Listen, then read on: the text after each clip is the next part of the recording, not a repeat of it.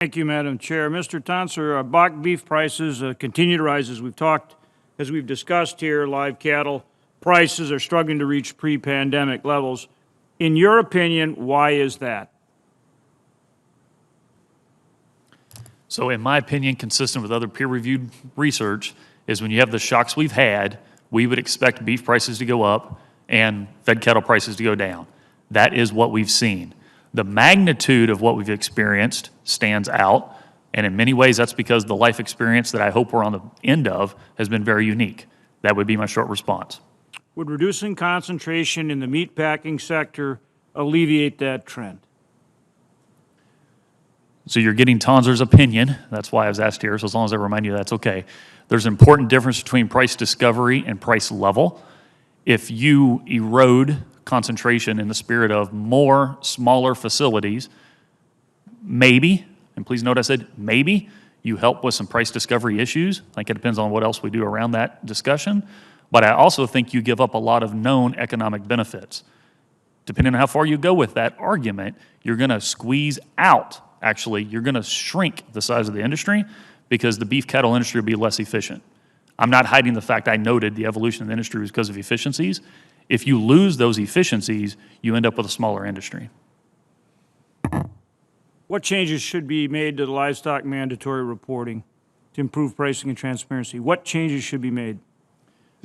So I cannot tell you one that has to be made. I think that's outside my wheelhouse. My written testimony listed out some that need serious assessment. Some that I think are easier to implement without giving up much is things like adding information on the distribution of prices. I think speaking to not just the min max, the range, but 15th, 18th percentile can add information to those that are wanting information to negotiate differently or to understand the cattle type, value, and so forth. Those are fairly easy, so those are the ones I'm most comfortable saying, quote unquote, should. There's other ones that require changes in how the data is collected. So I made the comment earlier for a different senator is currently we have whole state aggregation. So the way the data is reported, we know if that transaction was in Nebraska or Kansas or not. Potentially refining that would allow us to examine other ways to report that might help. But please note I said potentially and might as I'm working through this continuum. There's several things that need to be evaluated. Some of these I'm more comfortable advocating for. I don't even like advocating for. I'm just more comfortable they can be done without adverse impact. Others need to be examined more. Do you think changes need to be made? I think some would be beneficial without substantial cost. And if they fall in that bucket, then I would say yes.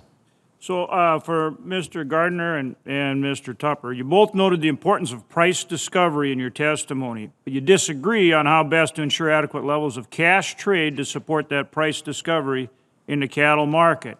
How should we balance a producer's ability to use alternative marketing arrangements with the need to protect and improve price discovery? What do we do?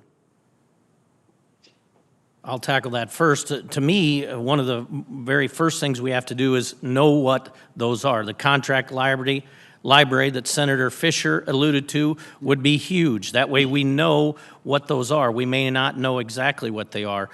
So I think one of the biggest ways we can do that is make sure we understand what the equal playing field is and not just the big corporate feeders or the ones that have arrangements with certain packers that all their cattle go there can get that price, that the smaller feeder can get the same. So would all prices, what prices would go to that library? All prices? Your mic's off. Yeah. Excuse me. One of the things now that is not reported is what those ups might be. We don't get to know necessarily in price reporting what one of those contracts that they may have or one of their exclusives that they may have to those. And a contract library, if written correctly, because we have a contract library in hogs, so we have something to work from, and there are some problems there, and I think we can work through those.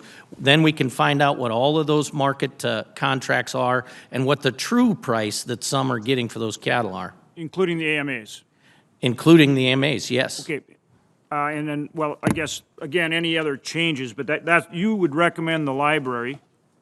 And then, so I had that for both Gardner and Tupper. How, what other change, any other changes to the AMA? Senator, may I speak? Yep. Yes, sir.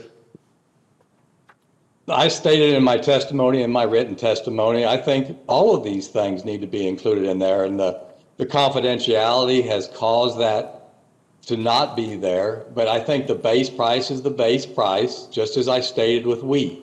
And so if we do have that transparency and we do have that there, then it's going to be a more robust price discovery.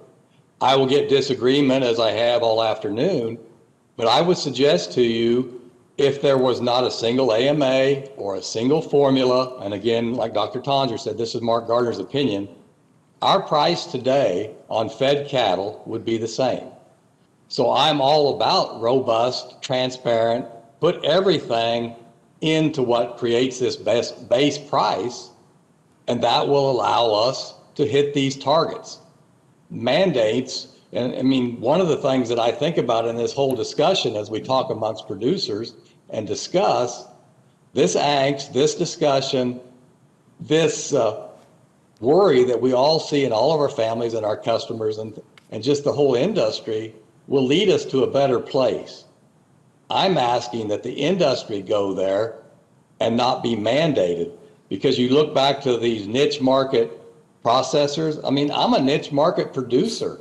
We designed U.S. premium beef because we wanted to fit the niche to be able to be rewarded for the things that we did.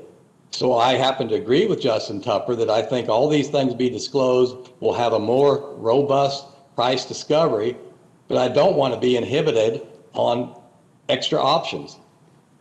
Thank you. Madam Chair, sorry I went over my time, but thank you for the indulgence.